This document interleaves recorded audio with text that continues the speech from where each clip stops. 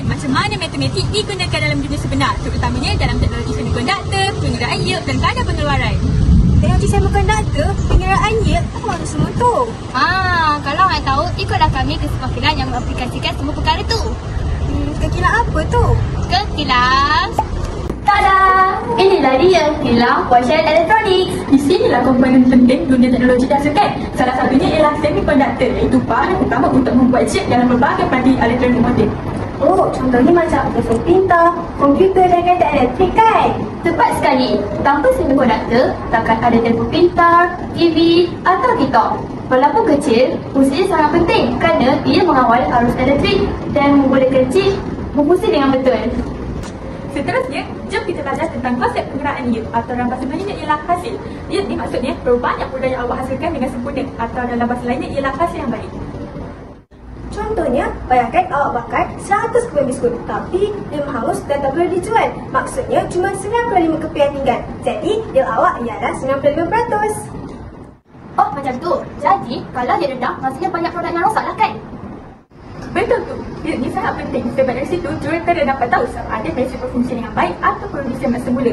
Semakin tinggi yield, semakin efisien suatu pengeluaran.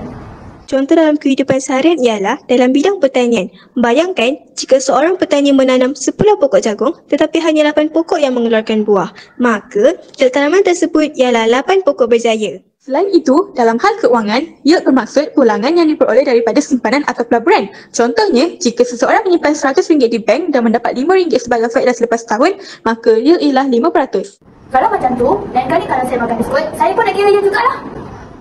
Sekarang, kita tengok pula kadar pengeluaran atau dalam bahasa mudahnya, berapa cepat menghasilkan produk. Ibarat buat sandwich, lagi cepat awak buat, lagi banyak yang siap dalam masa sejam.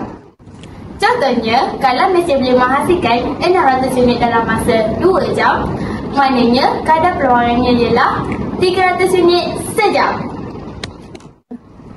Daripada tadi, jurulatara boleh kesan sama ada mesin bergerak lebih cepat atau terlalu perlahan. Semua ini membantu mereka berbagi sistem supaya pengeluaran lebih efisien. Contoh kadar pengeluaran dalam kehidupan seharian ialah apabila awak membakar kuih.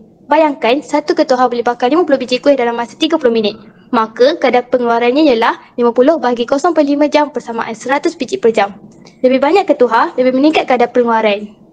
Jadi, kawan-kawan nampak tak perkara seperti masa, kelajuan dan jumlah bukan sekadar teori yang belajar di sekolah. Ia digunakan setiap hari untuk memastikan kilang berjalan lancar dan menghasilkan produk terbaik. Hari ini baru saya sedar semuanya tak kerja kenyataan tanpa step. Kerana setiap chip, mesin dan proses pengeluaran bergantung sepenuhnya pada kiraan matematik dan ujian sains. Betul tu. Malaysia kini antara penggerak utama semikonduktor dunia. Jadi, kita perlukan lebih banyak kilang yang menghasilkan jalur tembaga dan ekonomi sendiri supaya negara tak bergantung pada bahan import. Malaysia perlukan lebih ramai pelajar-pelajar ambil STEM kerana industri semikonduktor tawarkan banyak pekerjaan yang hebat seperti jurulatara kecil, juruteknik dan pakar otomasi. Masa depan negara kita bergantung kepada kepakaran rakyat sendiri. Dan untuk awak yang sedang susah, sebenarnya bila awak fahami dengan kreatif, STEM sangat menyeronokkan dan buka peluang besar untuk masa depan awak. Jangan putus asa, Teruskan belajar. Teruskan mencuba. percayalah dunia perlukan orang macam awak. Ingat, STEM bukan sekadar pelajaran, tapi kunci untuk masa depan kita semua.